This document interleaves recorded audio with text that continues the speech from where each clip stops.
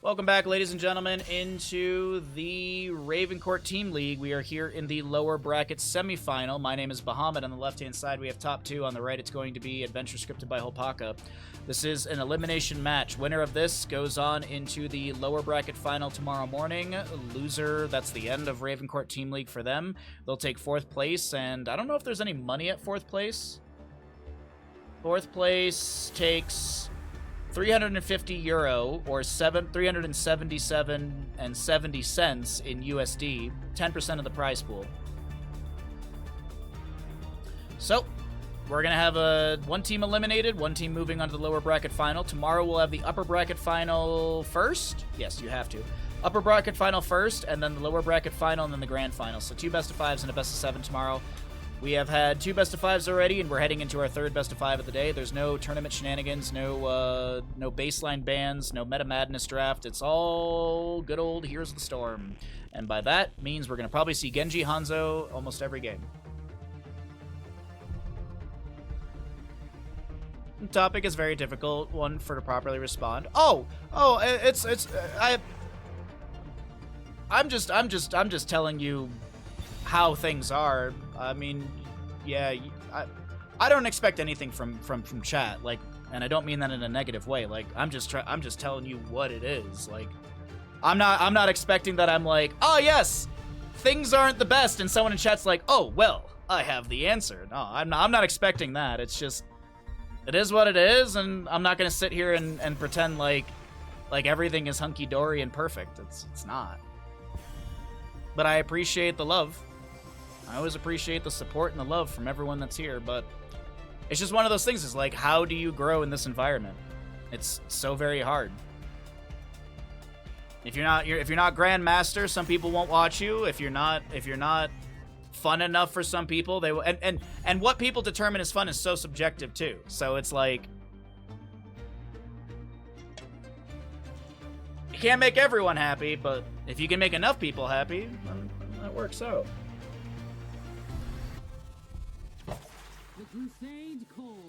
Sylvanas, Lucio, Yrel, and Diablo will be banned away. We have a Johanna on the right-hand side to be picked up.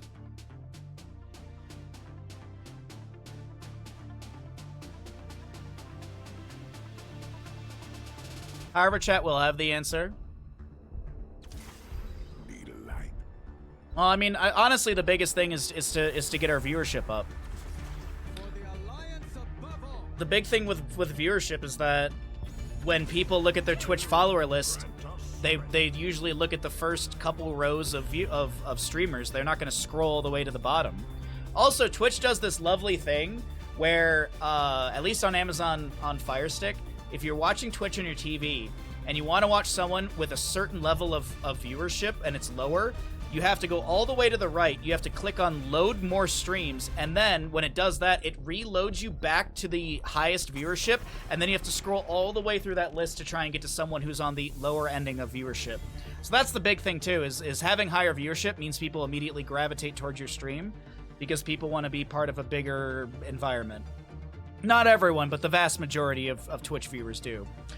We do have a Tracer, Johanna, Malfurion on the right-hand side. Blaze Anduin will start things out on the left. We've got a Gul'dan for top 2 banned away, as well as that Lucio Sylvanas, Yrel, Diablo, and Genji maybe banned. Sergeant Hammer removed. Okay.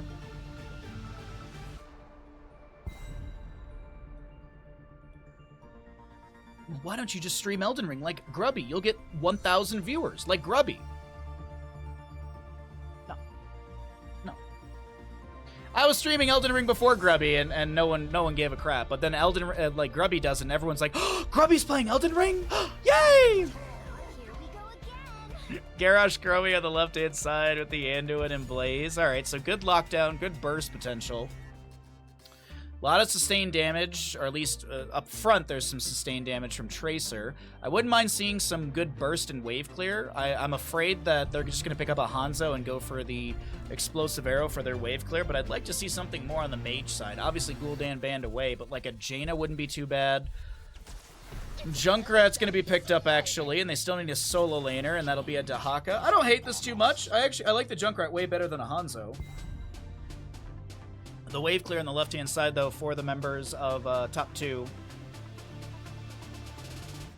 That's why I sort by preferred viewers instead of high to low. Bowser in the top one for me. Oh, well, thank you. Yeah, the Amazon Fire Stick doesn't do that, but... yeah, it's just... Twitch is always gonna do their best to put forward the higher viewership people, because ad revenue. Oh, wow, look at that! It's a Genji! Yay!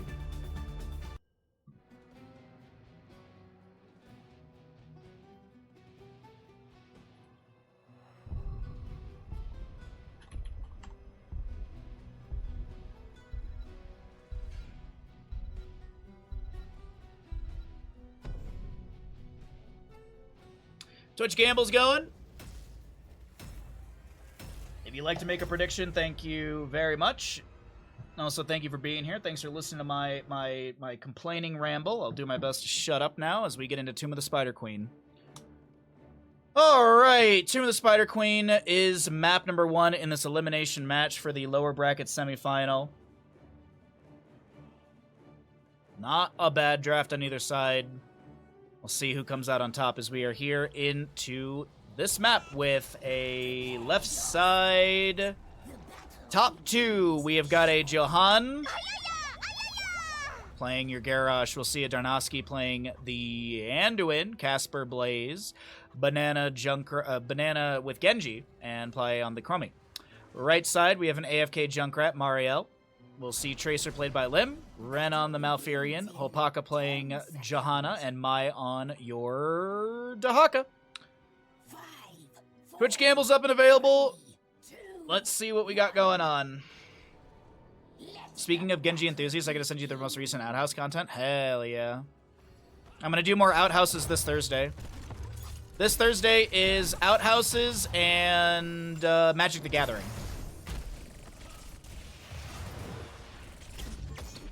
Dahaka. Not time trapped. I was waiting to see if Chromie would activate that time trap. None to be done. Little Groundbreaker down from Garrosh. Looking to toss the Dahaka out of position. Will be able to do so. Condemn. Decent damage onto Banana. Activates the deflect. Gets dragged immediately by Dahaka. And first blood goes over to Adventure scripted by Hopaka. What's up, Zig? No, I'm gonna shut up about me complaining about viewership and stuff. That's what I'm gonna shut up about. Groundbreaker into Chastise. A little bit of damage onto this Johanna, but she will not be falling. We'll have our Blaze over here on the left working through this camp. We'll also be seeing Chromie, Time Walker's Pursuit level 1. She's gonna pick up what at level 4? Abhorrent Anomaly, Chronic Conditions, Time Troubles. Genji jumps in here. Tracer leashes the camp. Garrosh actually reactivates it. Nice. We'll have our Dahaka with Tissue Regeneration level 1. Dahaka time trapped right there.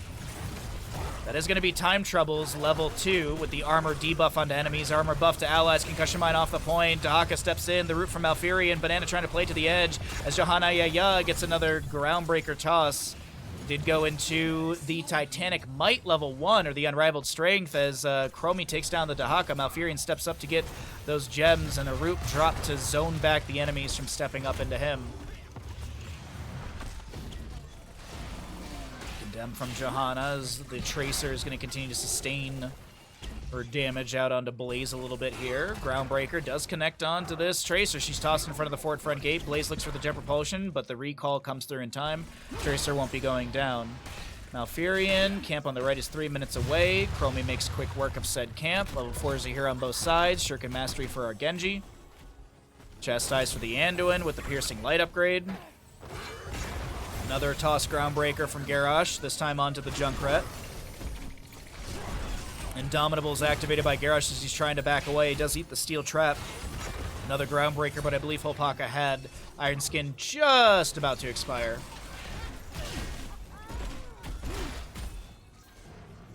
Morbius Loop for our Chromie at level 4, or level 7.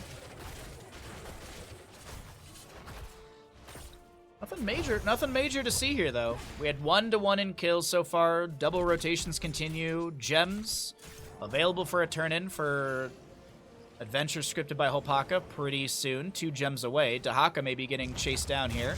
He's going to run through a bit of sand. Chastise avoided by a little wiggle to the side. A drag attempted to maybe pull someone into the root from Malfurion, but no drag connection in time.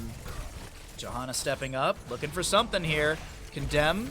She does have Subdue level 4, but Johanna gets thrown over the wall, playing a little too aggressive. Hopaka going down. Second kill to the side of top 2 is now the slow from the Oil Slick. The Jet Propulsion gets a splash onto Tracer, but the main focus is going to be Malfurion as he does go down. A double kill for the side of top 2 while they look for this turn in. 21 gems held by our Garrosh. Genji getting dragged by Dahaka. Casper doesn't really care. He just wants to keep turning in. 14 gems needed for the summoning of these web weavers, and that is going to be held between Genji, Anduin, or Chromie. They definitely need, they needed that chunk turned in. Actually, it looks like Chromie, Garrosh, or Anduin can get the turn in here.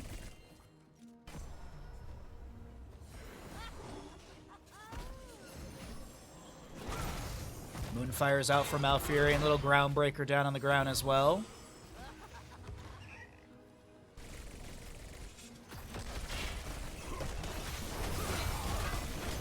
Garrosh is blasted by a Concussion Mine. We do have Pulse Bomb onto him as well. Another Condemn from Johanna pulling people together, but no Subdone.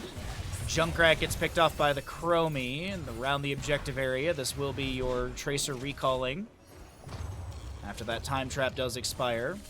No Webweaver summon on either side yet, but very, very close. 4 for the left, 9 for the right. As Dahaka's thrown out of position, Jet Propulsion from Blaze. He burrows, no Lurker Strain level 4. Did go into the one who collects, I believe, at level 4. The Hero Stalker, sorry. Subdone for the Johanna, and she doesn't die either, which is very surprising. She did sacrifice her Dahaka for that. 57 stacks for our Genji as Hopaka's thrown out of position. Looks to step into the enemies. Banana jumping in with about 20% HP. Tracer gets a couple autos. The red web weavers will descend to the side of abusive support harassment. Adventures scripted by Hopaka. That was a different name from a different tournament.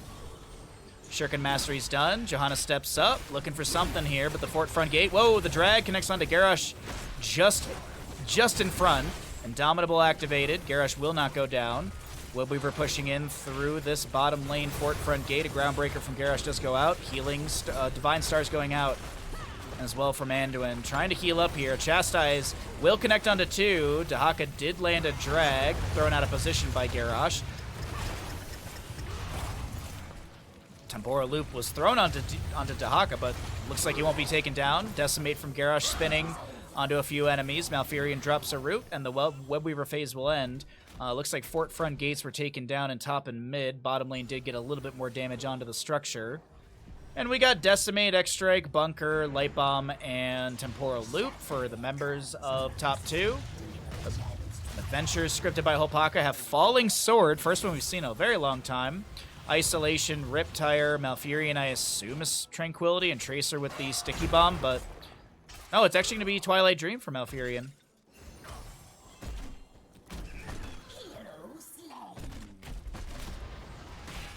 I should try and make Grill and Kill meta next season. I hope you do. It's like back in Season 2 of NGS, where someone in Division B, I believe it was, the team was Alaska, and they were like, I'm going to make Zagara meta. I'm just going to play a lot of Zagara, we're going to win a lot of our games, and then people will think that Zagara's meta. So quite literally, during that season, it was only Division 2, only Division B was literally playing Zagara. That was also the season where NGS thought I was aiding a team in cheating. Because that team had a bunch of my friends on it, so I kept casting their games, like I always do. And NGS thought I was somehow helping them win. It turned out the players were just really, really good. But, you know, just blame good old Bahamut.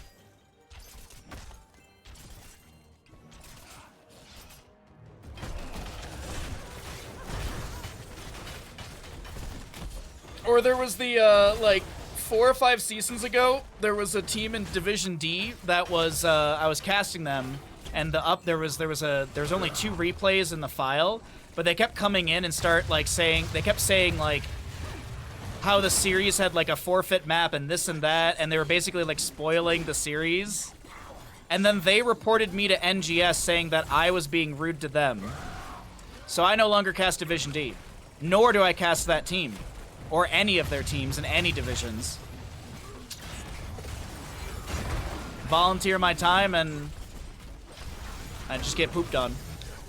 Light Bomb with the Genji. Big surprise on that one. Swift strikes in, but the surprise is that Genji will go down, dropping 35 gems. Currently have a ally toss from Garrosh there, trying to get some friends to safety, and Dahaka finds the double kill, make it a triple kill. Nicely done from Adventure scripted by Hopaka, excuse me. Yeah, people are very entitled.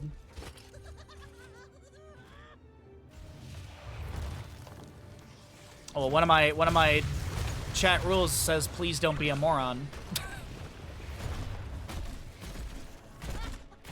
But you know what? You just can't fight stupid. Dahaka brush talking in on the left-hand side here, looking for some drag. Doesn't find anything, getting hit with a Chastise. The Chromie trying to run on out of this one. Leap of Faith comes through, and Junkrat still gets the kill as Dahaka still just running right after Anduin. Avoids the Chastise, turns around, gets the isolation onto this Genji, who's now trying to back away. Garrosh gets an ally toss to help him. Indomitable activated to get away from the Malfurion root. Genji jumps back in, looking for something on the backline on this Malfurion, but the Falling Sword from Johanna comes and saves the allies.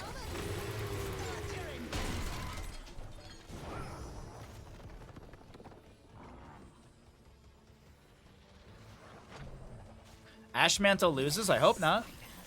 It's our #1 gamble announcer. Red Web Weavers will descend. Tracer blinks away. Swift strike in from Genji.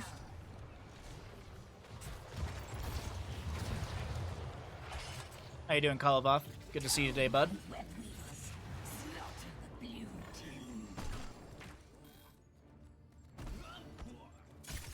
Okay, so Adventure scripted by Holpaka. They get the 3rd Web Weaver phase of the game, I believe. Second one to their side.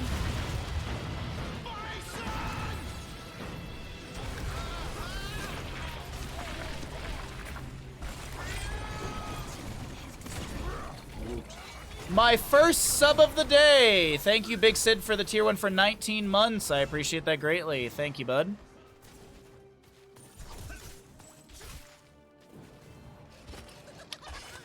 Thank you for the continued support in the channel. Bottom, or mid fort will be going down. Webweaver in top is going to push up onto the keep front gate. I mean, it's looking really good for Adventure scripted by Hopaka for this map #1. I do see Tracer working her way up towards boss. Is this going to be a boss? I mean, they're 9 gems away. That's 3 waves. So they could do boss plus Webweaver here. Garrosh getting a couple decimates onto Johanna. Falling Sword will be activated. Genji jumps in. Ally toss onto Blaze. Gets him closer to the Junkrat, who's now just trying to get away. Cleanser Malfurion. Genji. Light Bomb is locked in place. I think there was a Blessed Shield. No, not Blessed Shield. Sorry. Falling Sword. Some sort of CC that kept Genji in place. He wasn't able to dive out, and this will be your boss plus Webweaver summoning, I do believe.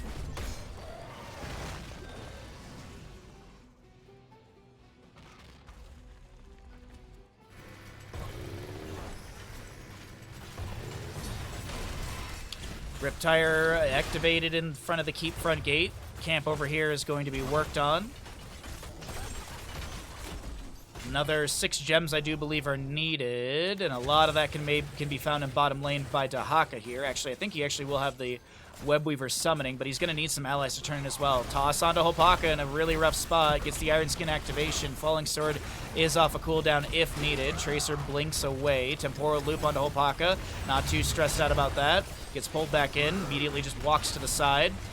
Johanna a little low. The elongated tongue from Dahaka at level 16 almost drags one. Tracer goes in, doesn't get the kill, and has to activate recall, though Johanna jumps in as well. Iron Skin denies the light bomb. The extract from Genji going in as well. Bunker from Blaze has been summoned. That'll be quickly taken down as a groundbreaker from Garrosh connects onto an enemy or so.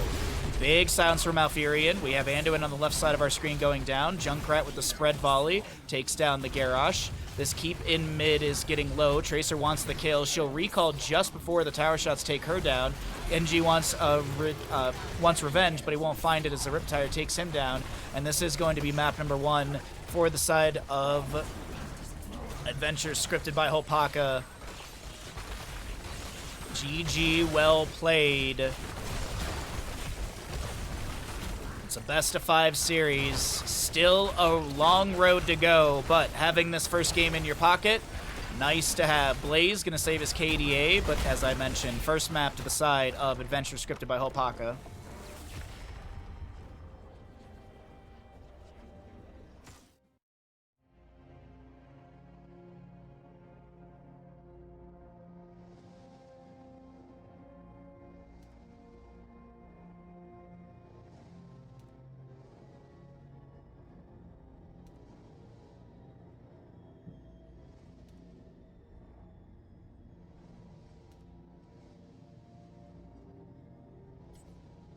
All right, subscribe to the stream or enjoy your ads. Let's get set up for map number 2. All right, welcome actually back into our best of 5 series. On the left-hand side, it's going to be top 2. On the right is going to be Adventures scripted by Hopaka, as we are in this second map in this elimination best of 5 series. What are we going to be banning here? What are we going to get rid of? The top 2 crew did not win the first map, so what do they want to change up here? It's Towers of Doom, a lot of brawling. We do know... oh no, that was the other team earlier. That was Vinland Raiders had a really good Lost Vikings showing on Towers of Doom. I don't know if either of these teams I don't know if either of these teams have a Vikings player on their team. I didn't know Twitch shirts existed. Do Corsair shirts exist? Yeah, on the website. Unless they took them down, but Corsair's got t-shirts.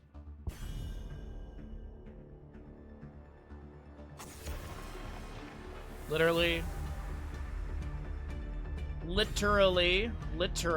products, apparel, t-shirt, backpack, t-shirt, hats, sweaters, sweatpants, men's jackets, yeah.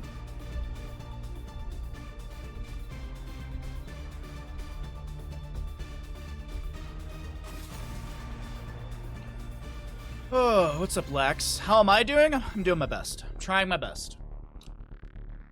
Hope you're doing well today, Lax. Good to see you, bud.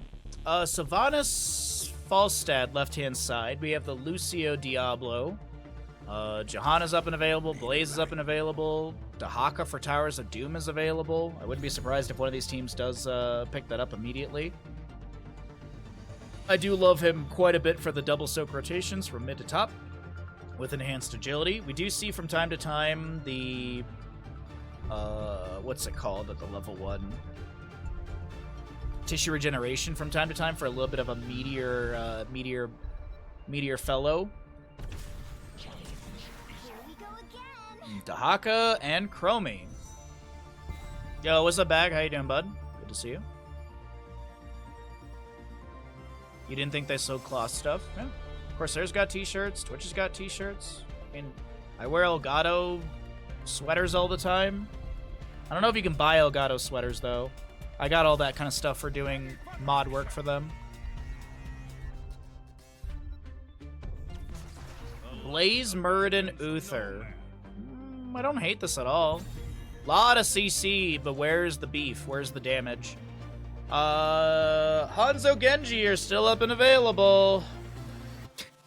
It's just same draft conversation every game. Oh man, will it be a Hanzo or a Genji? Junkrat is up as well. Junkrat wouldn't be too bad of a pickup for either side. The members of Adventure scripted by Hopaka will be having first pick after this ban phase. They're going to get rid of the Vala. They don't want to deal with her sustained damage.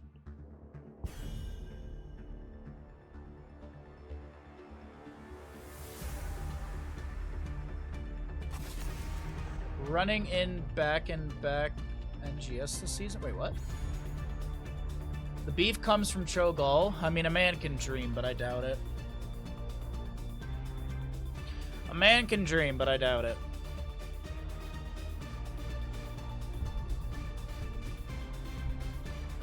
They'll pick Tychus. EU barely plays Tychus.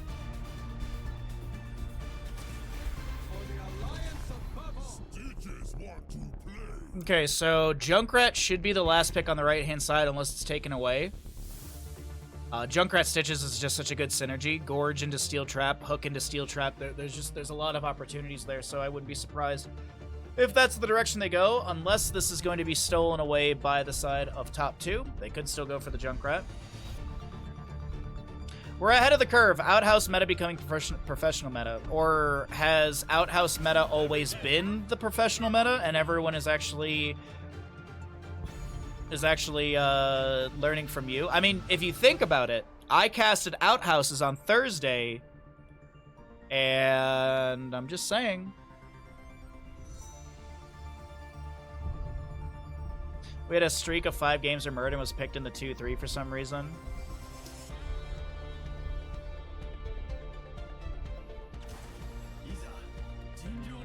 I figured with all the beef and armor, Tychus would be an ideal pick. I mean, you're not wrong in your statement. It's just in what I see consistently in the European region, not a lot of people play Tychus. Tychus is not that popular in Europe. Hazuabs is like one of the few European players that I have consistently see play Tychus. NA plays a lot of Tychus, but EU doesn't really care for him. Not that he's never drafted, just it's not a very common pickup. What do I know? What do I know? I only made a career out of this game. Oh wait, it's Genji. Yay.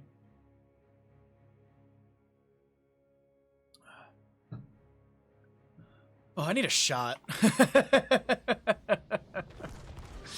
Right side of the map, it's going to be Adventure scripted by Hopaka with a Ren, Anduin, Lim on your Genji. We have a Marielle playing Chromie, Hopaka playing your Stitches, and Mai on the Dahaka. Left side of the map is going to be your Jahan.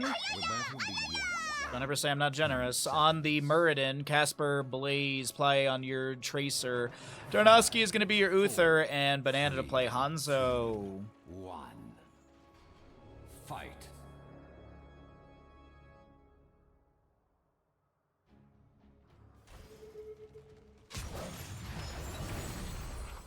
All in with my 320 points. Someone put 6 figures down. You'd love to see it. I'm sorry, hello, Muradin? Perfect Storm level 1, you don't say. Perfect Storm level 1 for Muradin as he goes in, lands the Stormbolt, followed up by a Dahaka, or followed up by a Jet Propulsion from Blaze on Dahaka. Hanzo with target practice level 1. Flawless technique, blah, blah, blah. They're not going to take it. A man can dream, whatever. Sustained damage from Tracer does find First Blood in favor for the members of top 2 as they want to make this a 1-1 best-of-5 series. We'll see if that'll be the case as Towers of Doom unfolds. Wave of Light level 1 for Uther. Adrenaline Stim Pack, Parting Gift for Tracer. We have the Well of Hope, or the Well of Light for Anduin. Cyber Agility with the Agile Dismount upgrade. Enhanced Agility for Dahaka, Patrick Creation, and once again the first time for Chromie.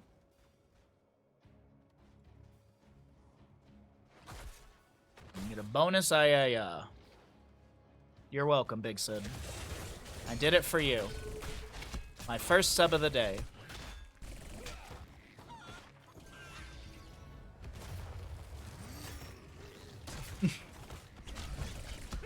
Stun, ally hook, pulse bomb is denied by a deflect from Genji. The Sapper Camp still going over to the right. Left side Sapper Camp was picked up a little bit ago, so they had that chance to invade, which is a faster camp clear. Chromie with some artillery into the wave here, dropping one of the Sappers low.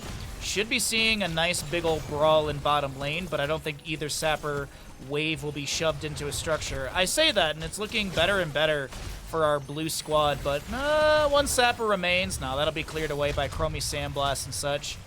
Genji with some shurikens being thrown in. He's actually going to be going into Dragon's Claw level 4, so Genji players with a bit of an augment in their builds. We have not been seeing as much Circuit Mastery as we normally do. Swift Strike over to the Anduin. The Divine... Oh, wait, hold on. Chromie. Tracer with the Parting Gift finds the kill. No extra stackage for our Muradin.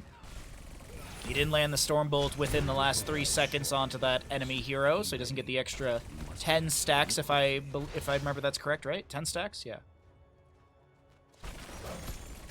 Hook onto Hanzo, but he won't go over the wall or anything. Use the natural agility to get further away. First objective phase will be spawning here in the top left and right, and the bottom location of the map. Trickle-down economics, yes. Stun. Genji goes down. Third kill over for the side of top 2 who want this, as I mentioned, to be a 1-1 series at the end of this map, Towers of Doom. They don't want to be down trying to constantly fight against the 2-0 score of the enemy crew. But it's, as I said, it's Towers of Doom. It's a very, very... The shift in the map can happen so very quickly. Looks like Hanzo has the range increase on his Stormbow. I think he's hit everyone once. He's got 2 stacks already. We'll check on that stackage after this engagement, because it does look like with 7 talents here, we got a Dragon Hungers. Good time stop from Chromie. A Jet Propulsion from Blaze creates enough space, and the Leap of Faith is going to be a Kaimo Cleanse, as that is Muradin going to be traded here, trying to create enough space. Tracer, she's got a Blink available, has the minion wave to kind of deny any sort of hook from Stitches as he steps up looking for something, but he's getting chunked here quite a bit, and Hopaka does go down. Tracer will be traded, though. Anduin gets the last little bit of damage. Blaze heads his way up to top lane. Tahaka enhanced agility on 3 out of 10 stacks, so he's got 6% bonus movement speed, so he's 126% when he taps a bush for 5 seconds. Chromie's going to pick up her level 10 just now, a little early. Ooh, looks like we have a camp invade, actually. They're going to cancel out their own camp. Tahaka brush stalks in as well. But as I mentioned, Temporal Loop for the Chromie. 10's almost here on both sides. Well, there's a loop onto Johanna. Hook to follow that up. Muradin Dwarf tosses away. Chromie's still applying decent damage. Time stop onto Blaze. He's going to be blasted to the beach as Chromie finds the kill. Sandblast going down with the deep breathing. Hook onto Hanzo. That laugh means that the boss is up. We're 5 minutes into map number 2 of this best of 5 series, and a couple later game kills have bolstered the experience of Adventure scripted by Hopaka here. And if you may have come into the stream a little bit late, this is a lower bracket semifinal best of 5. Loser of this takes 4th place in the tournament. They get about €350. Winner goes on to the lower bracket final, which will be our second best of 5 tomorrow morning. As a reminder, the games will start at 6 a.m. PDT tomorrow, 9 a.m. EDT, and 15 CEST. Hopaka is going to go down. Banana with the channel, interrupted by some shurikens, but looks like Casper is going to be hanging around in case anyone steps in. Won't be the case. Banana gets the channel, and 4 shots rain into the right side core. But bottom lane objective is still here. Time trap into the bush. Tahaka, brush stalks on the left-hand side. Seems like we get a trade on this objective. Hanzo with 1 delay with a Sonic Arrow. Target practice level 1 is completed. He has all the stacks he needs. Light Bomb into the Dragon's Blade for Genji. Banana gets a Dragon's Arrow after his natural agility over the wall. Dragon Blade to allow Genji to back away. Divine Shield thrown onto one ally. Leap of Faith pulls Tahaka into a better position. Speaking of pulls, he lands the Dragon to Casper immediately. Tower shots getting him low. Johanna Yaya on the left-hand side with the channel. And that's 4 more shots into the core of Adventure scripted by Hopaka as a loop onto this. Genji will connect and he does go down. 36-24 in core HP as top 2 lead map number 2. Hook finds Muradin, and he'll find the Hall of Storms for the next 22 seconds.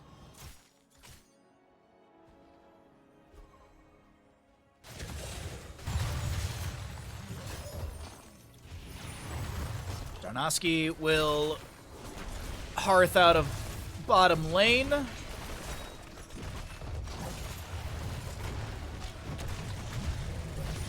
Genji jumps in, couple shurikens onto the fort in bottom lane. No level 13, no shin gun. Might not even see that, actually. Oh. Oh, what the hell? Oh, what the hell? Dragon's Arrow into Muradin leap. Well, he's going to be immediately gorged. Bag, thank you for the 5 gifted subs out of nowhere. What the heck, bud? Another Haymaker. This is the second Haymaker of the day. And that'll be utilized, but no save. Muradin does go down from the Hook Gorge combo right there. Bag, thank you for the 5 gifted subs. Thank you, thank you, thank you, thank you very much. Appreciate the support in the stream today. I thought that hook was connecting, but just before, just shy of hitting an enemy hero. Thank you, bud. Thank you for the support. Means a lot to me.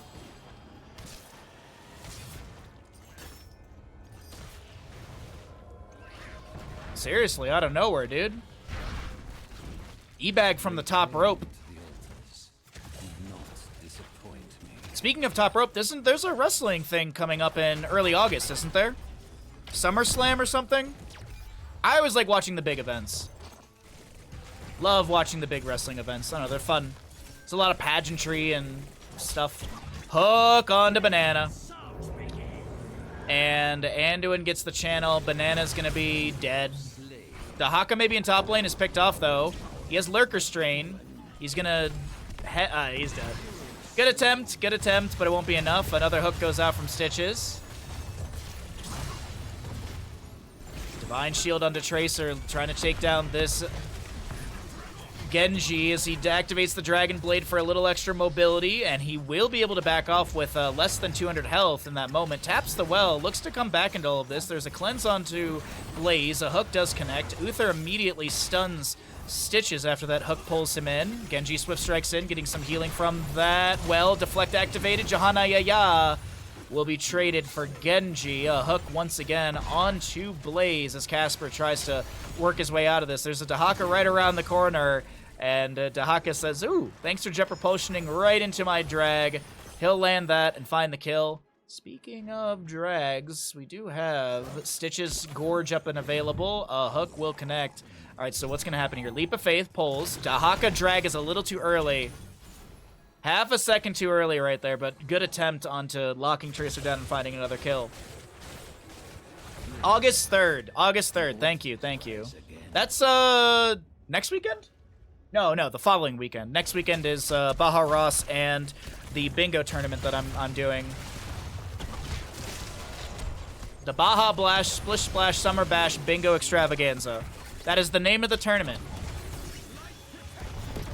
Light Bomb a little early there. The time trap not working out. We currently have Chromie being chased down by Blaze, and he will find the kill. Ren on the left-hand side, dropping as much healing as possible, but will also be dropping his health down to 0.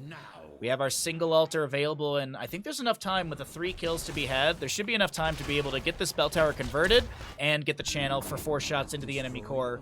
32 to 20 in core HP as the members of top 2, they don't want to be dropped out of the tournament. The altar is ours. Don't thank me. Thank Baja for the casts. No, thank you. Hot tub stream! Exclamation hot tub.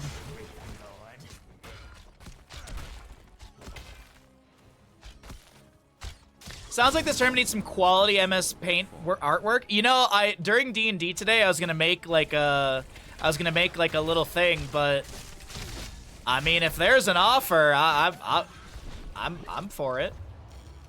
But I was just gonna make something. I was just gonna make a little like event card that basically said the name of the tournament, 5-map series, bingo, blah blah blah, noon PDT, and put that up on Twitter tomorrow after I finish streaming.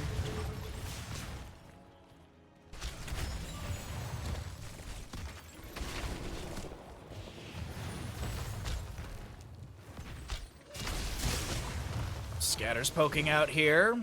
Hanzo took the wrong level 16. A hook goes to the side of Muradin. Currently have 5 bell towers held by our red side or blue side team, top 2. Adventure scripted by Holpaka, just trying to take back bottom lane. Triple altar phase coming up here. Hook goes fishing, but no one found. And looks like this is going to be bell tower left alone. Ooh, this is going to be rough.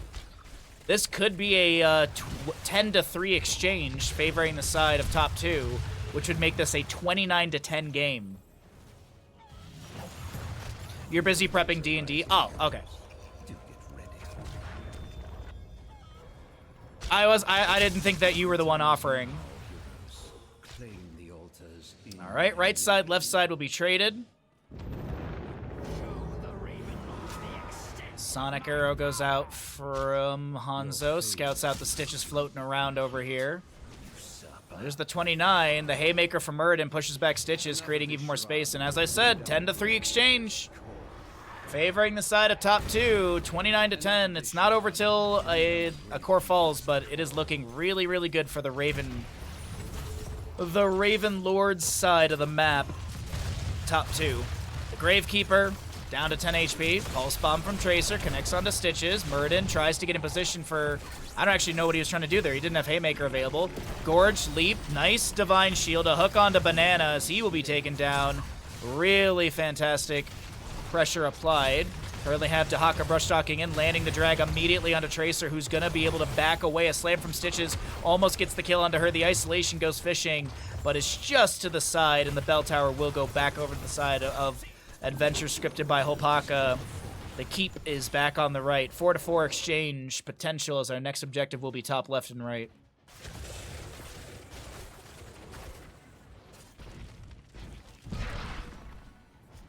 Imposing presence level 16 for the Muradin, by the way. He did go into the Sledgehammer level 4, so he's got great siege damage. And with that level 1, he gets a better the Sledgehammer also gives more cooldown reduction post level 10 per auto attack, but from 1 to 1.25 seconds. Genji pushes up bottom lane. Sappers, they won't take this down, but it's going to be low here. Does he have Shin Gun 13? I didn't even look. Where is Genji's talents? No, he went into the Way of Shimada. Increase Genji's basic attack range by 1. Each time Genji hits an enemy hero with a basic attack, increase the basic attack damage by 1% for 3 seconds, up to 15%. Man, that space between the 1 and percent is bothering me. Jumps in. Okay, Leap of Faith is forced out. Gets a little bit of a heal. Temporal Loop onto the Muradin will be cleansed away. Dragon's Arrow, Pulse Bomb. Genji somehow lives with 35 HP. The Pulse Bomb doesn't take him down. I literally thought he was guaranteed dead there. Opaka, another Leap of Faith will save him. Double objective phase coming up on the top left and right. 20 talents here on the right as well. A hook goes fishing, but no one found. Increased the upgrade for Light Bomb with the Inner Fire.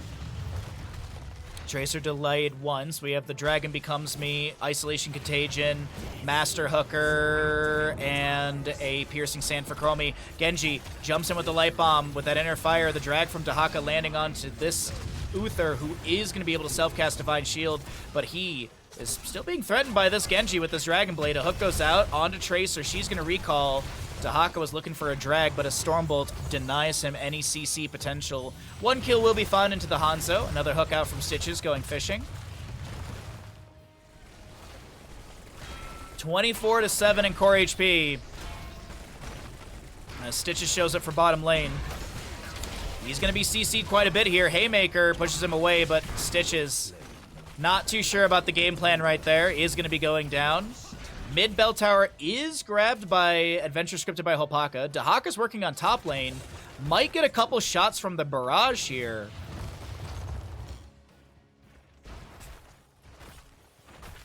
See a Feeding Frenzy? You can spam your Qs on the forts as well for spell damage, but bell tower shots begin. They need to get bottom lane is the best option. Muradin looks for a Stormbolt, doesn't land it. Jet Propulsion misses from Blaze as well. A drag from Dahaka not connecting. Uther split from his team. The shots are going to start out here. Blaze trying to clear out this bell tower quickly. Pulse Bomb and Dragon's Arrow will confirm the kill into Dahaka. And now Haymaker onto Anduin. He's going to self-cast the Light Bomb. A couple shots came through. I believe that was 3 shots or so. A Stormbolt from Murden finds Genji, but he's got a little bit more ability, so be able to back away. I just want to look really quickly. He's got 5.5 range from that level 13 Way of Shamata. Looking to get some better damage other than 2 shots here in bottom lane, and they will be able to guarantee 3 after getting the conversion of this keep. Little blink from Tracer denies that hook connection.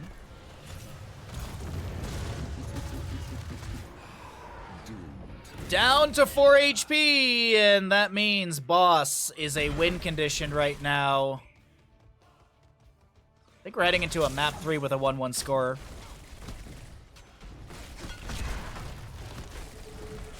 Genji jumps in. Stitch is on the point. Chromie with damage here as well. Haymaker from Murden. Temporal loop from Chromie. The shots will rain out. And this is going to be map number 3. Number 2 over to the side of top 2. Ladies and gentlemen, we got a competitive series on our hands.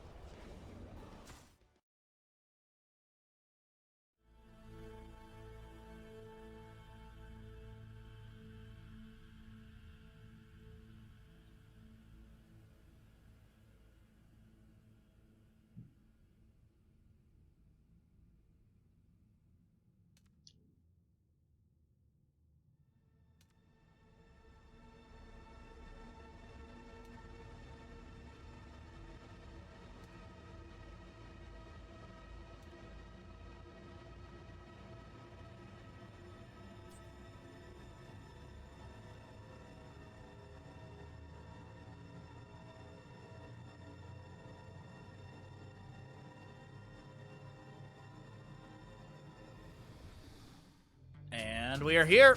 Dragonshire, map number 3. We got a series on our hands. No quick 3-0s today. As top 2 is on the left-hand side, we've got Adventures scripted by Holpaka on the right. And so what is this going to be play-wise? Any shenanigans for Dragonshire? Could see Samuro Genji. That's definitely... not Samuro Genji. Samuro Abathur. We probably could see... we'll probably going to see Genji unless he's banned away. Maiev still being a target ban consistently. Okay. Lucio's fantastic for a map like this as well. I mean, there's a menagerie of options, so just gonna have to see what they end up going into here. But overall, it's not too bad of a series. As a reminder, no tournament shenanigans, no meta madness, no tournament hero bans. Everything's up and available. Obviously, there's bans at the top of the screen for the map draft, and that's always the common thing for HOTS. What do we got going on here? I think this has been a Diablo ban pretty consistently. Time for some more Genji. Maybe a Hanzo. Blaze is a solid pick. Yep. Yep, indeed. Nodders.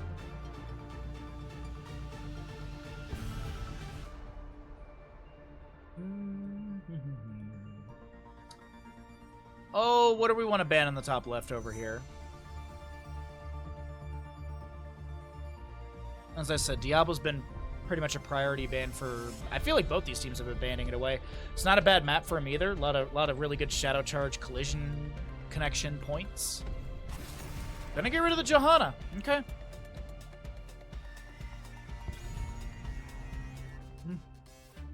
Still leaves things like Diablo up. Stitches wasn't too bad last map, but unfortunately it just did not get... I feel like the momentum for the Stitches comp really started to kick. Oh, wow, a first big blaze. No way. Oh, my God, I can't believe it. Wow, this is so unique. Dragonshire is the one map where we do see a lot of Zagara, so we could see a potential pick into the Zagara. Lost Vikings can be picked up here. There's the Diablo. Is it with a Brightwing? Wowee. I know, it's just so astonishing, that first big blaze into a Diablo Brightwing. Oh, right side. Is it going to be another Chromie Anduin?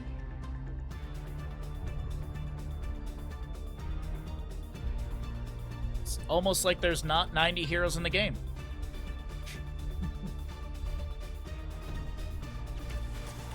Rhaegar and Muradin. Okay. So a lot of flexibility with the range assassins, or even melee assassin potentially. Excuse me. Sorry. Should I drink another cup of tea instead?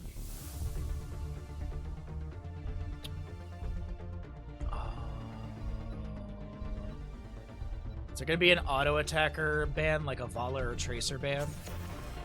Falstad, okay. Falstad removed. Diablo Brightwing. Could get rid of a solo laner you don't want to deal with. Leoric's kind of annoying for Blaze. Dahaka's not a bad ban. Yrel hasn't really shown up today, but she could be a pick for this map. Rexar is pretty popular here. Granted, of course, we haven't seen him either. We're up to 80 of 90 heroes played in outhouses now. See, look at y'all. Look at y'all actually utilizing the entire roster from a video game. Asmodan, Diva, Kel'Thuzad, Mal'Ganis, Malthael, May, Nova, Probius, Tassadar, Zarya. Wow, Muradin, the 2-3.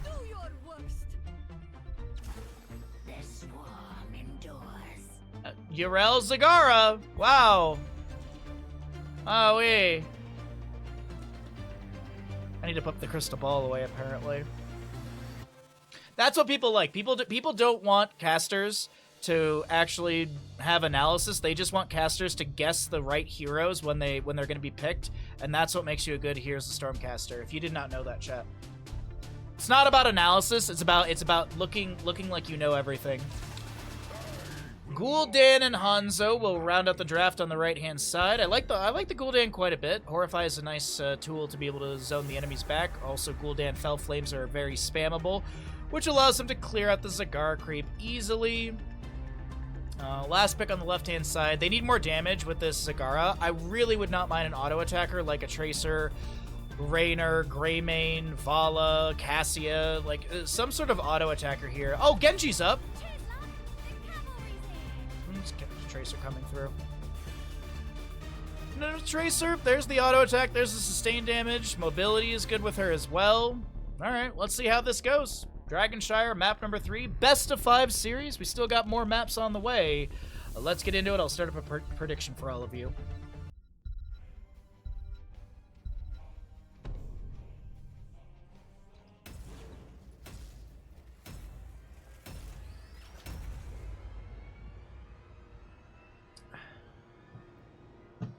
It's been 0 games since the last Shimada brother was picked.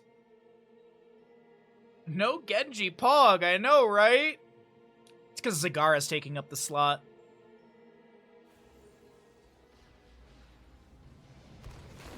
Speaking of Zagara, on the left-hand side of the map with a nice Mount Skinnergy, we'll see play on the Zagara for the crew of top 2, who did just take Towers of Doom in a pretty dominant fashion. It was like 24 or something like that to 0. Donosky is going to be your Brightwing, Johanna Yaya is your Diablo, and Casper to play Yrel. Right side of the map, we're taking a peek at adventures scripted by Holpaka. Mariel will be your Gul'dan, Ren on the Rhaegar, Holpaka Muradin, Lim will be your Hanzo, and Mai on the Blaze. Simple geometry, level 1's going to pick up 3 immediate stacks off of the Diablo. His Soul Shield will activate as well. Yrel chilling in the rotation towards top lane. Holpaka floating around as well on the right-hand side. Chaotic Energy will be your level 1 for Gul'dan. Feral Heart for our Rhaegar level 1. Adrenaline Stim Pack for your Blaze. Third Wind for the Muradin for more sustainability. We've got the Corpse Feeders for the Infested drop at level 1 on Zagara. Hyper Shift for Brightwing. Tracer Rounds, get the reveal onto the enemies. You also increase the Tracer auto-attack range by 10%. Dauntless Yrel, and we will have your Soul Shield on the Diablo. 5,000 to 5,000 on the Twitch gamble as Johanna Yaya gets low. See if chat wants to put a bit more channel points on this game here. As Hanzo works on this camp on the right, Muradin scouting the left side. Does see the creep here. Looks like he might go and thunderclap one of them. Doesn't take it out. Little Hydra being summoned here. More creep to be spread. Bruiser camps will be traded, albeit a lot faster picked up by the crew of top 2. Adventure scripted by Holpaka. Still get the right side. We'll have this later Siege Giants grabbed. Looks like that creep termer was cleared out or something by from Zagara. Oh, Muradin goes fishing with a Stormbolt, or not even really fishing. He's going to throw one out and look for the Tracer here. A few allies are around for bottom lane. Blaze, Yrel, and top still. They have those camps crashing soon. Level 4s arrive for both sides. We actually have the ignore all distractions for Hanzo. Get the insta-kill onto minions, but also that increases Hanzo's range by 2 for 3 seconds, which takes him to an 8.5 range. And so he outranges structures by 0.5. A little bit more so onto the towers, as the towers have a 7.8 range. Tracer blinks in, Pulse Bomb onto the Gul'dan. He's going to drain the life off of this Diablo, is currently at Muradin so very low. First Blood does go over to the side of top 2, while we have Jahan Ayaya hearthing out for full. I thought the corruption hits were going to be enough to take down the Diablo, but that's not going to be the case. And now, what do we got going on here for our bottom lane engagement? Nothing major to note. Taking a peek into top lane. Blaze will have the Sun Shrine. Camp was cleared out mostly from his side. There's still the mage available. Yeah, we got not the first drain build for Gul'dan either. He does go into the health funnel level 4. If an enemy dies while under the effects of drain life, the cooldown is instantly refreshed, so nice way to quickly clear out the wave and get some extra health while you spam your trait to get your mana back. Phase shift onto Casper in the top lane. Hanzo's rotated up. Brightwing should be taken down here. No mobility from her. She doesn't have a jump. She doesn't have a jumper pulse. She doesn't have a blink heal just yet. Nice follow-up jet propulsion though from the Blaze. Gets that bit of CC needed to take her down. Muradin will have the Sun Shrine. Zagara up against Gul'dan in bottom. He's going to try and push in this one Siege Giant, but he's got some Fell Flames to throw at the wave. That'll clear that out. Roach is being dropped. We do have that Bile drop level 7 picked up for the Infested drop upgrade. Yrel threatened by Muradin a little bit here. He's going to have Skullcracker at level 7. Banana blinks in, gets the Pulse Bomb onto this Hanzo. He's going to be dropped down to nearly 50% HP, but won't be taken down. Blaze at the flank onto Zagara. She's slowed by that level 7 from Gul'dan with the Curse of Exhaustion. 40% slow. And Zagara does go down in bottom lane. Nice rotation from Blaze. Nice pick.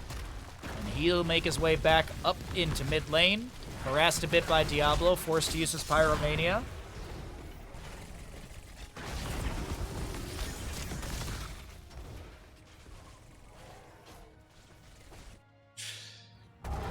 The old Slurpster himself. Fantastic. 10's are almost here. Let's cycle through those numbers. Diablo jumps in. Oh, no, wait a minute. Diablo, there's the Shadow Charge. Stormbolt onto him. No piercing value. No level 10 yet. More stacks for Hanzo. Simple geometry as he lands a couple into this Moonshrine objective area.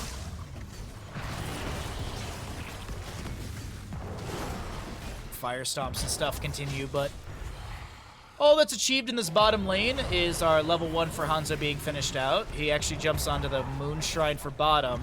We'll have Yrel grabbing the Sun Shrine in top. Blaze was soaking mid. He would have been able to get the Dragonite unless, well, unfortunately Yrel denies that. Dragon's Arrow splashes onto the Brightwing. A scatter off to the side. Nicely done from our Hanzo player. We have Dragon's Arrow, Horrify, Bunker, Muradin with Haymaker again and Ancestral Healing. A lot of Haymaker as of lately. The only inspiration I can think of is that it was the Outhouse inspiration. Holpaka, the Corpse Feeders? No way, Holpaka lives. Tracer recalled like one auto too early.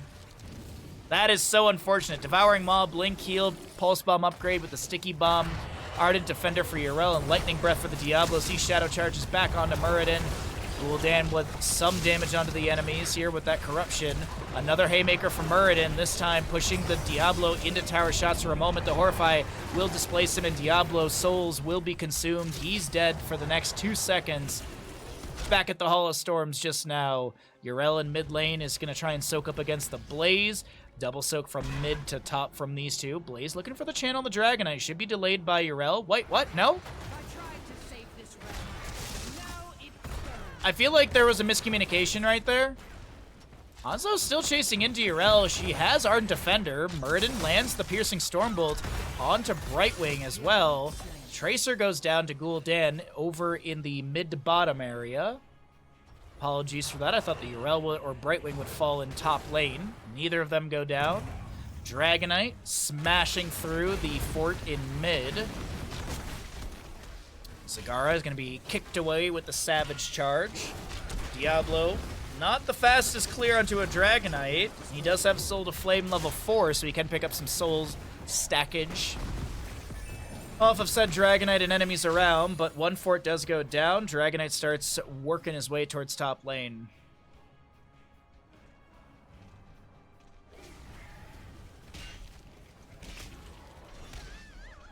Yrel kicked away again.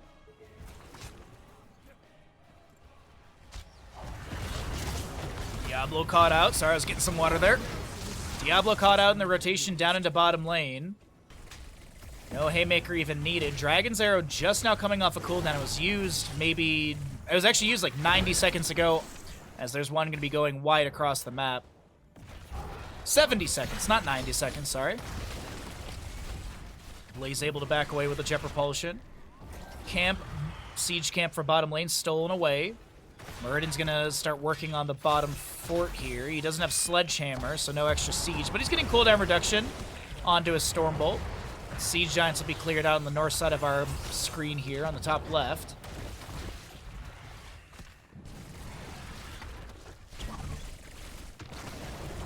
Alright. Another Stormbolt from Muradin. Righteous Hammer into Holpaka. He's going to be Shadow Charged, overpowered. No Haymaker available for 10 seconds. He did get some cooldown. 2.5 seconds off of that, right? Oh, wait, no, it's 40 seconds. I thought it was 50 seconds. So that's 2 seconds per Thunderclap, right? I think that math is correct. 5% of 40 is 2 seconds.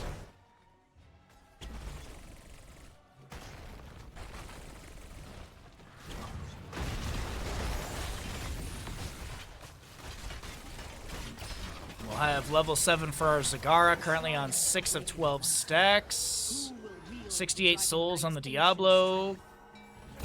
Level 1 for Gul'dan is completed. We currently have Casper. We utilize that Ardent Defender. The Jet Propulsion from Blaze splashes that CC onto Brightwing, and she does go down. Not flaming the player, but how many Brightwing deaths? 3. She has been bullied a bit this game. Math on stream is correct. Wow, for once. My husband. Bunker summoned by Blaze. A scatter off the wall on this death bridge in top lane. Almost takes down the Tracer. Haymaker onto Diablo pushes him away. There's still fort shots onto this Rhaegar zoned away, but now the fort goes down. Rhaegar jumps in. The Devouring Maw creates some space, but not enough to save Diablo. Muradin dwarf tosses in, looking for the Stormbolt. Can't land it on the Casper. And Hanzo steps up with a few scatters and such of his own to potentially threaten the enemies. But threaten is the only thing found. Math nailed, Wowee. Well, at least I can do something right today. 16 talent here on the right-hand side. We'll have the Giant Slayer. We'll have Darkness Within. Dwarf Launch from Muradin. We'll also be seeing that Hunger of the Wolf, as well as the Juggernaut Plating. Savage Charge kicks away the Zagara. She does have that Hydraless Transfusion. Also 7 stacks on that level. Oh, make it 8 stacks on that level 7. You passively get the radius increase, but after you hit the 12 heroes, you get an additional Roach. No 16 on the left side still. 9th stack for that Bile Drop Corpse Feeder upgrade. Infested drop, excuse me. Stormbolt from Muradin does land onto the Zagara. Dragonite on 25 seconds and 27% HP. Pushes a wave up into the bottom lane, keep front gate, but right now Diablo Shadow charges in, met by a Jet Propulsion of Blaze. Pyromania activated, the body blocking on Diablo is so very good. The Soul Shield's activated, and Muradin's cooked up by a Lightning Breath. Yrel jumps in, looking to take someone down. Rhaegar trying to bite the butt of this Diablo as the Horrify from Gul'dan comes out just as Diablo was about to take down Rhaegar, but Yrel still finds the kill. Tracer will be able to get a kill onto Hanzo. Meanwhile, Gul'dan tries to live by draining the health of this Brightwing, but she will not fall. It's a Quadra kill picked up by the side of top 2, and what can they find with this? They still have so much to siege through as the bottom lane fort stands. Actually, all forts are standing on the right-hand side of the map.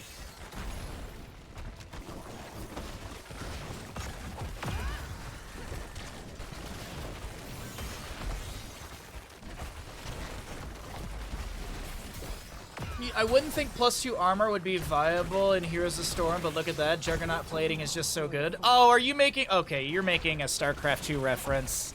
I was like, but it's 50 spell armor. What are you talking about? You're making a StarCraft 2 reference there. All right. Okay. Took me a second. We got there.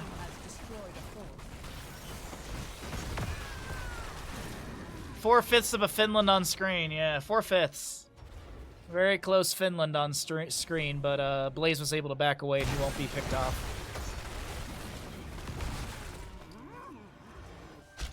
Glad I'm clever enough to pick up on that being a StarCraft 2 reference.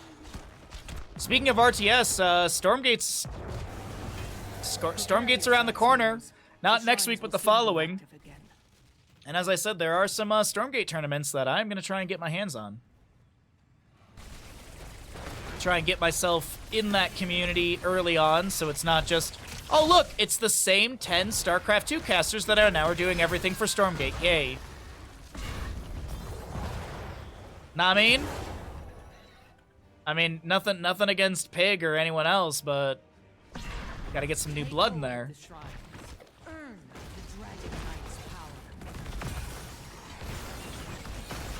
Ace talking about StarCraft? Wowee. Yeah. Who would have thought Ace talks about StarCraft?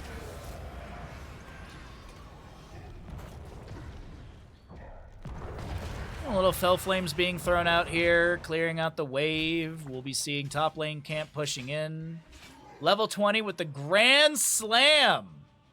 Haymaker gains a second charge. Its damage is increased by 25%. If a hero dies within 3 seconds of being hit by Haymaker, instantly gain 1 charge. I personally, I love playing Haymaker and ARAM for the memery of it. Like, there could be games where Avatar is 1000% the better option, but if I'm in an ARAM and I have Muradin, I'm typically going for Haymaker because it's fun, and that's why I play ARAMs. At one stage, Pig was the new blood. See? Exactly. That's exactly my point. I mean, I think Steadfast is probably one of the newest bloods out there. He's fantastic. I like Steadfast. He's very chill in his casting, but I like the way he casts. I think he's fun. Farseer's Blessing, Bullseye, Haunt for Gul'dan, and Fortified Bunker on the opposing side. Seraphim, Hellgate. We've got the Speedy Dragon, Devouring Maw with the Tyrant Maw upgrade, as well as the Get Stuffed for Tracer. Get Stuffed? Yeah, Get Stuffed. For some reason, I thought it was Good Stuff.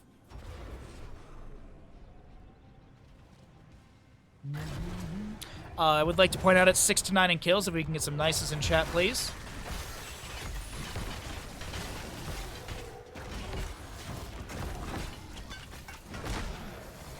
Oh yeah, Bahamut too. Yeah, Bahamut. I like him as well. Hellgate in from Diablo. The Lightning Breath activated. Muradin, or no, excuse me, it's Blaze split from his team. The Devouring Maw does come through. The Ancestor Healing Farseer's Blessing shared to the Rhaegars. The Zagara finds an immediate Corpse Feeder drop. She did finish out that level 7. Tracer wants to chase down the Rhaegar. Does she have a blink to close the distance? A self-cast heal will be enough to save Rhaegar. And this is another good few kills to the members of top 2 who were falling behind in this Dragonshire map. But post level 16, They're really starting to roll.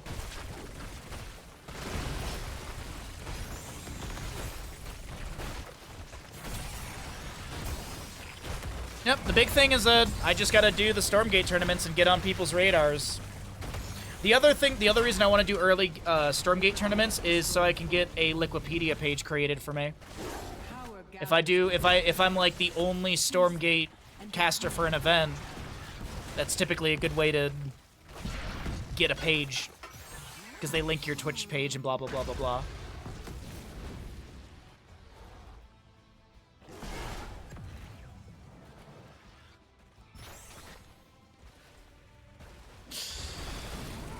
Clearly the issue here is the Suckathon Gul'dan didn't commit fully to the green build, picking some purple level 10 talent. That's true. Does he have a, does Gul'dan have a green level... Oh, where's my button? There it is. He could have gone Rampant Hellfire. He could have gone all green. You're right. Could have gone all green. That's the reason they're losing, absolutely. I mean, jokes aside, Rampant Hellfire is insanely good. But Darkness Within, if you don't know what it is dealing 1,368 damage to enemy heroes, causing the next cast of tapped life to cost no health, and grant Gul'dan 25% spell power for 5 seconds. So, I mean, Darkness Within is very good, but I agree with Stark. Dwarf Toss in, Stormbolt, Haymaker pushes Johanna Yaya away from the allies, Bunker comes down from Blaze, Hellgate's used to get away, and I think Diablo's souls are about to be consumed, and yes, he's going to be going to the Hall of Storms for the next 4 seconds. Murden Dwarf tosses in, looking for the Stormbolt, finds it onto Urel, the Sonic Arrow goes out as well, no Bullseye stun. It's a 1-second stun. And the Dragon Knight can be summoned. Speaking of things summoned, Siege Giants were picked up for bottom lane. Catapults behind those lads. But Blaze is here. Some scratches onto the shielding. That's that. Fight in mid lane does break out. The Ancestor healing onto the Gul'dan early. He gets the second cast of that Farseer's Blessing. He's going to try and drain the health of Diablo, who did have the Lightning Breath on him. Another Haymaker from Muradin, trying to get that the Grand Slam reset, but he's dead. Diablo, oh no! Muradin lost his souls! Oh my god, can you guys believe it? Muradin lost his souls right there.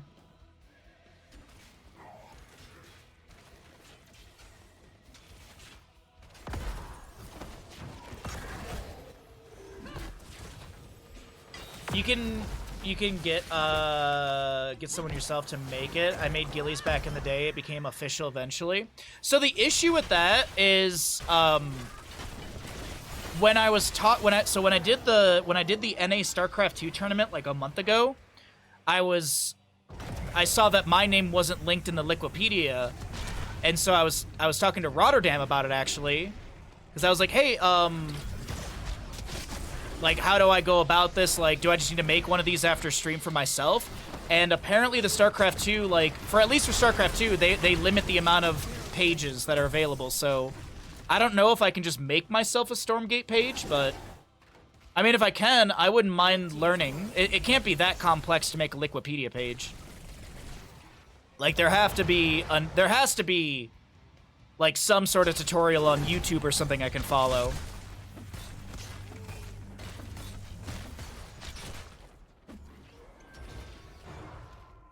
But yeah, like, I know, like, Heroes of the Storm is pretty much managed by, like, one person.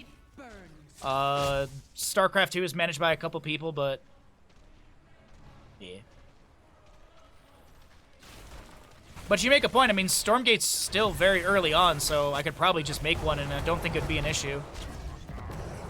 Top 2 are going to start heading into bottom lane with the Dragon Knight as they have fought their way back valiantly, kill after kill, fight after fight, and they're looking to make this a 2-1 series in their favor, but can they do that? Can it be achieved? The Dragon Knight's already dropping down below 50%.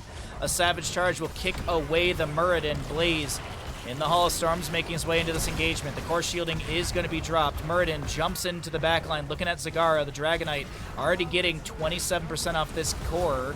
Blaze backing away, looks for the jet propulsion, but he's going to actually be pulled by Diablo.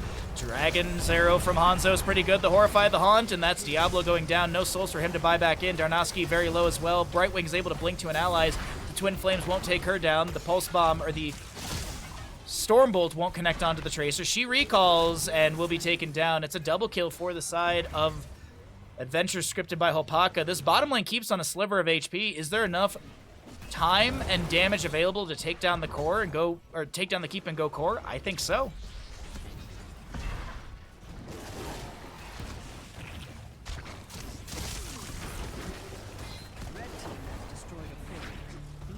Uh-oh, Murd and Dwarf tosses in. He's looking for the Haymaker onto Brightwing. Not sure if it was used there, but either way, it's going to be Brightwing falling. Yrel Zagara for the defense. The core shielding being worked on. Murd and Dwarf tosses in again, finds the Stormbolt onto Zagara, and that's a Haymaker reset for him. I do believe Hopaka goes down to core splash damage, but still a... from the side of Adventure scripted by Hopaka. They will take down the enemy. Dragon's Arrow goes to the side of Diablo. Bunker comes down from Blaze. Diablo goes in onto one of the enemies, but this is going to be core falling. Map number 3 to the side of Adventure scripted by Hopaka, who are one map away from making their way to the lower bracket final tomorrow morning.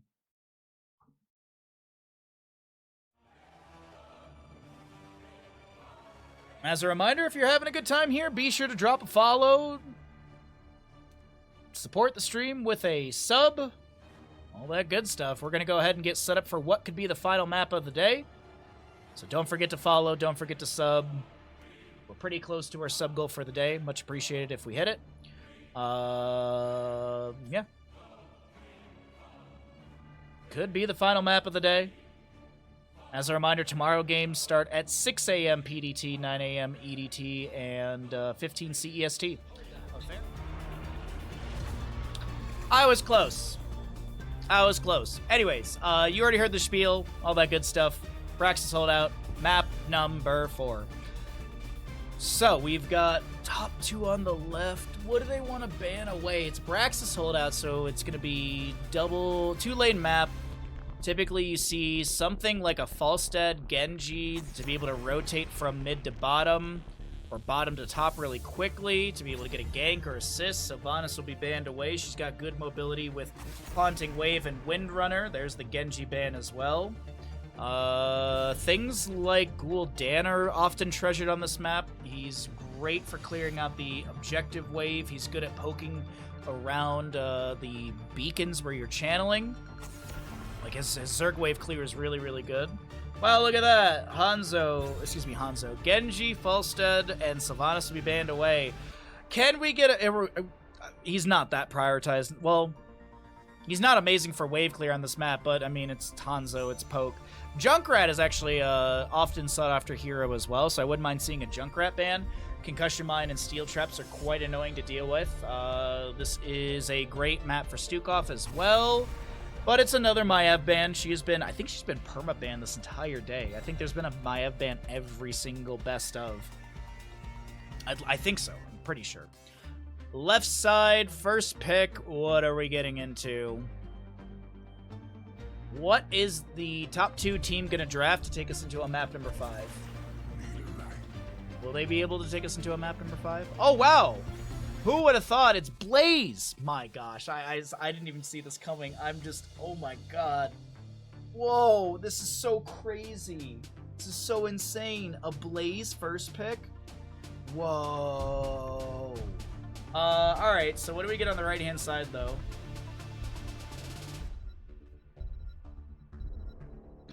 Right side of the map. Johanna and Chromie. Good poke damage, good control around the objective. Zerg wave clear isn't too bad right now. They definitely need a little bit more, but I don't think they're going to go into a double mage. Okay, I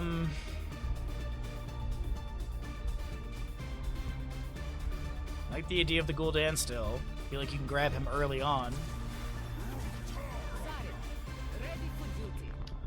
Okay, Zarya will be picked up as well. So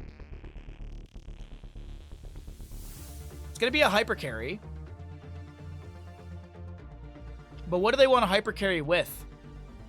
Do they wanna go into the auto attacker route? Like a Vala? Or do they lean more into a mage? I mean, the last pick Well, it's not going to be Vala now. The last pick could be like Malfurion and a Mage, and those would go really well together, but I feel like if you're going to go Hyper Carry, I feel like you want something that's like auto attack, sustain damage. You don't want just burst and then you're waiting around for like a Jaina, Gul'dan, whomever cooldowns. Granted, though, of course, Malfurion Innervate does give you cooldown reduction on your basic abilities on top of the mana as well, so excuse me, you're not really waiting around too long. Left side last pick, or last ban, will be a Dahaka here for the solo lane. But I don't think Dahaka will be grabbed. This is a really good map for Rexxar. This is actually one of Rexxar's best maps on top of Dragonshire. So I would not mind seeing a Rexxar in the solo lane up against the Blaze. But still need a healer, still need a solo lane, and I'd like to see more damage. Something in the auto attack department from the members of Adventures scripted by Holpaka. Gonna be a Hogger with a Deckard Cain. I do like the lockdown and such. What's up, Demon? Good to see you, bud. Last pick on the left-hand side. Could it be a Hyper Carry Greymane? I don't hate the idea of the Mage, as I mentioned. And they still need a healer as well to go with all of that. Brightwing's still up and available too. But as I said, Malfurion and a Mage would go really well synergistically. But they're going auto attack department, okay? Ariel and Cassia. I haven't seen Cassia in much, if any, of this tournament, so I'm excited to see her pop up here, but I'm a little weary of this Hyper Carry Cassia composition. I don't think it's lost in draft, but it does feel a little rough right now. Zagara will be the last pick on the right side.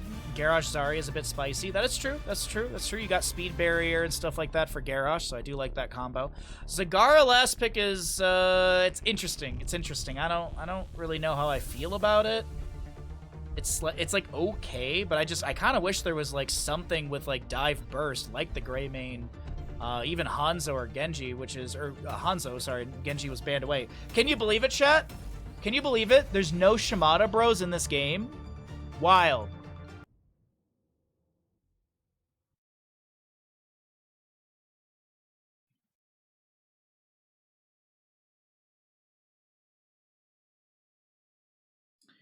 All right. Get your gambles in. Could be the final game of the day. Get your big gambles in, everybody. Facility powering up. We're about to begin. Right side of the map will be Adventure, scripted by Hopaka, trying to make this a 3-1 series through Braxis. Marielle will be your Chromie. Mai on the Hogger. Lim will be your Zagara. Ren playing Deckard Cain, and Hopaka on Johanna. Left side of the map, we're taking a look at top two. Play Garrosh, Casper, Blaze. Down in the bottom lane with the Hyper Carry Cassia, played by Banana. Darnowski is your Zarya, and Johanna Yaya is the Ariel. Level 1's at your bottom of your screen. We'll be seeing Demolition Expert, Charge Strikes, Adrenaline Stim Pack. We've got Searing Light, as well as the... not Titanic Might. Unrivaled Strength. Sapphire for the Deckard Cain. That increases his slow from 35% to 65%. My apologies. Didn't realize Zagara was getting bodied in top lane by a Terran Firebat. But she will go down. First blood over to the side of top two, who are looking to take us to the illustrious, ever so sought after map number 5. Infest Zagara level 1. Infest Zagara, huh? Piercing, or once again, the first time for Chromie. She's already on 9 stacks. Hogger with the On the Prowl, as well as Johanna Zealous Glare. Okay, so we got a 2-3 setup right now. Zagara, Hogger, top lane. Garrosh was up there, but now he's rotating in for a potential flank in the bottom lane. That's a nice detainment strike into the wall. Iron Skin was activated, but Hopaka is going to get thrown back into the enemy team. A great Scroll of Ceiling, there we go, from the Deckard Cain. Zones the enemies, and Johanna will not go down. Doesn't look like Well will be tapped. Oh, yeah. You know, the tank around 30% HP, but, you know, that Chromie at, like, 60% definitely needed the potion. Zerg charge channeled for the members of top 2, and we'll be seeing the Zerg pen for our blue team building up in the top lane. Zerg pen in the bottom. Well, it's got that Ultralisk. It's got the base summoned unit. Zagara continues to pressure top lane. The fort front gate has been opened up. The Fire Bats, or the Hell Bats actually, are going to be coming through. Back in bottom lane, this is going to be the beacon held by the side of top 2. They'll have siege of their own. Some Hellbats as well pushing in. Toss, Groundbreaker onto Hopaka, activates Ironskin, gets a potion from the Deckard Cain. Meanwhile, over in top, Hogger with a staggering blow onto Casper. Jet Propulsion does connect onto this Hogger. He's getting a little low. Lands or activates a nice Hog Wild and backs away. Back in bottom lane, still 4v3. Favoring the side of top 2, and they're going to take down most of the fort front gate. But the same can be said in top lane with more damage on said fort. Already down to 4,000 less than 4,000 HP, and we actually have Johanna going down in bottom lane, and the entire fort front wall taken out. Chromie finishes out once again the first time, 2 minutes and 48 seconds in. Speed barrier activated onto Garrosh as he runs right at the enemies. And Zagara is going to split from top. Rotate down to bottom to help out the allies defend. Johanna about to respawn as well. Actually, she did. She's back in the mix. A couple Banelings being thrown out onto the minion wave. Particle grenades getting some more stacks here and there. 14 out of the 40, sorry, for the demolition expert. Hogger tries to flank, but he's going to get killed. A very haphazard flank from Hogger. He does go down.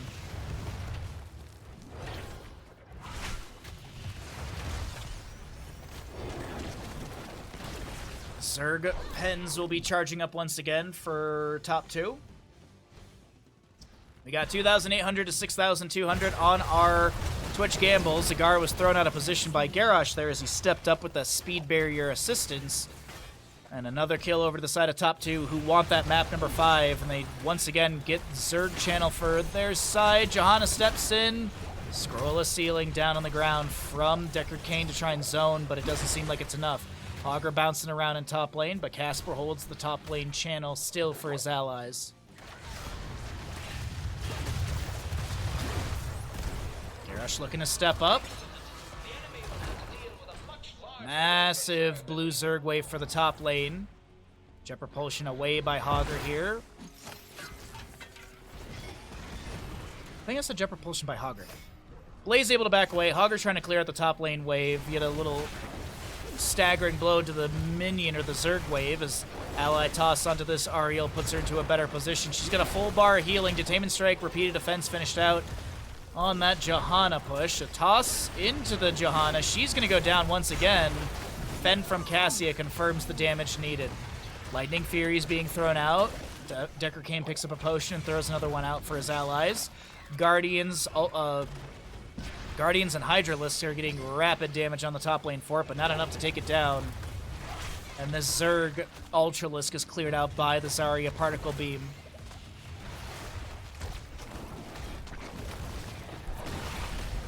Zerg wave in top will not take down the fort, but Hogger... Oh, no, Hogger clears this out just fine. Okay, so bottom fort does go down. Top 2 step up with Garrosh, looking for somebody here. Very low Cassia is able to get the speed barrier and back away. Great Groundbreaker. Toss from Garrosh to try and take down Chromie. And actually, it's the particle grenade follow-up that does get the kill. Sub done for the Johanna. She's looking to step in. Hogger gets amazing bounce through a few enemies, and Cassia does go down. Looking for more here, but I don't know what else he'll find. Hogger stepping up once again, and it feels like he's just stepping up a little too aggressively. Zarya gets the kill right there. And the siege in bottom lane continued for a moment. I think it was just Garrosh looking to run at the enemy team with that speed barrier. And, I mean, map number 4 of the day is looking really good for the crew of top 2.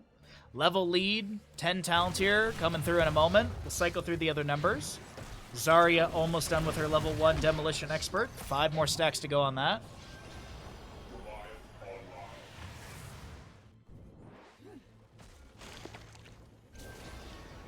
Siege camp for bottom.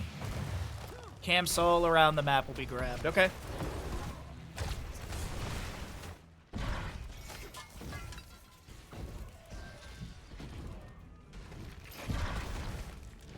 see, 10's on the left-hand side. Crystal Aegis, Decimate, Cassia with the Valkyrie. Expulsion Zone as well. Temporal Loop was already picked up. Chromie already has her 10s, but they're going in for this. Okay. Oops, sorry, wrong button. Cassia finds the Valkyrie onto Chromie. She's going to be taken down. Zarya's Expulsion Zone does go down and zones the enemies. I think Garrosh's health was as low as 72 HP there.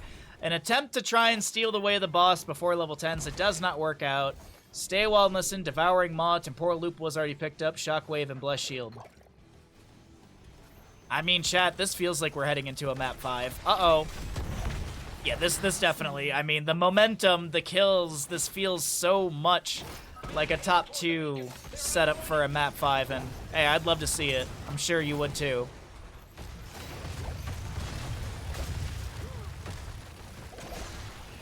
So the Archangel on top takes down the fort here.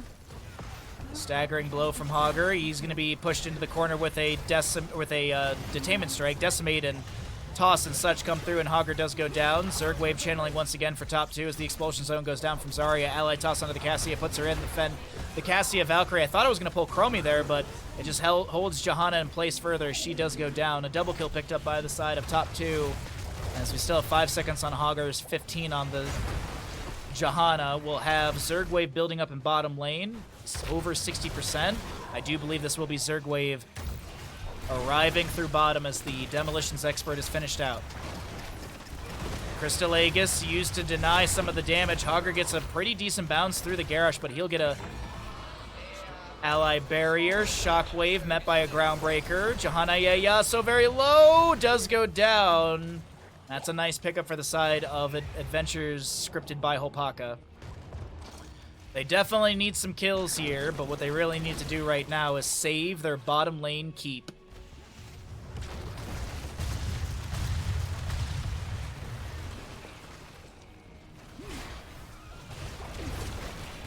That 5 feels doable.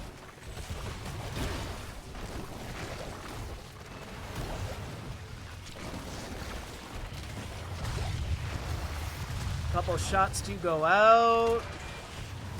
More infested drops from Cigar. They save the keep front gate. Garrosh will hearth out for full in top lane. Hogger hanging around over here. Still a level lead, though, to the left-hand side for top 2. A 9-kill difference between these two teams. Blaze checks the bush with a Twin Flame and Oil Slick. Discovers the Hogger. Answers back with some dense blasting powder. Easy throw dynamite combination. Garrosh is back in all of this.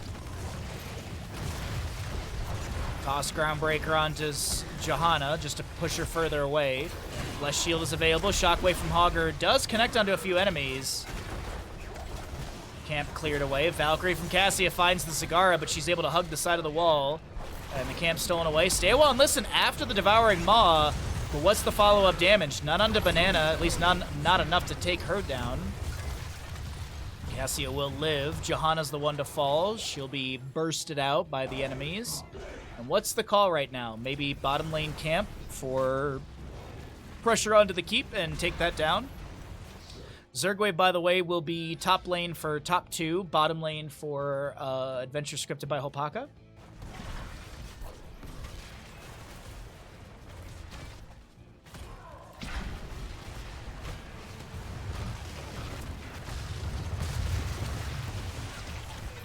All right, siege will continue, but not much siege. Not much to be found in that bottom lane. Just waiting to see how things unfold here as we're just waiting for our next beacon announcement. Shouldn't be far off. Archangel's up in 14 seconds. Hell yeah. 13 talents here on both sides. Adventure scripted by Hopaka. They wanna find some fights here. They want to find some winning moments to be able to make this a 4-map series. Devouring Maw onto 3. Scroll of Ceiling right afterwards is fantastic. Huge condemn from the Johanna. Cassia goes down. Garrosh to fall. The Stay While and Listen is beautiful. Bunker from Blaze is not going to be enough. The camp is stolen away. The beacons are up and available. The boss is here as well. That was a massive moment for the side of Adventure scripted by Hopaka. They really needed that. Triple kill. Nicely done, closing the gap in our kills. Zagara will rotate around, grabbing the beacons here, and that is Archangel, Beacon, Zerg charge into bottom lane, and the Archangel will go into the more well-defended lane, and, well, there's still a fort down over here, so Zagara's gonna start working on this, summoning as many roaches and hydras as possible. Zerg wave is building up, and I don't think there'll be a cancel onto that in time. So now we get a massive Zerg pen built up, plus the Archangel in bottom. This is looking promising for Adventures scripted by Hopaka to be game-winning push. Most of the Zerg are headed this way. Do something.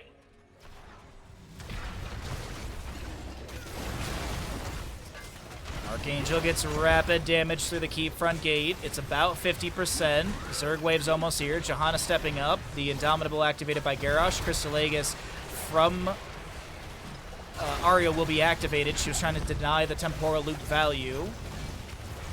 Siege is looking good. Zagara tossed out of position. She will go down. Is there a follow-up? The root is a little early. Expulsion Zone does interrupts Decker Kane's stay while and listen. He does activate Ancient Blessings there, almost taking down the Cassia.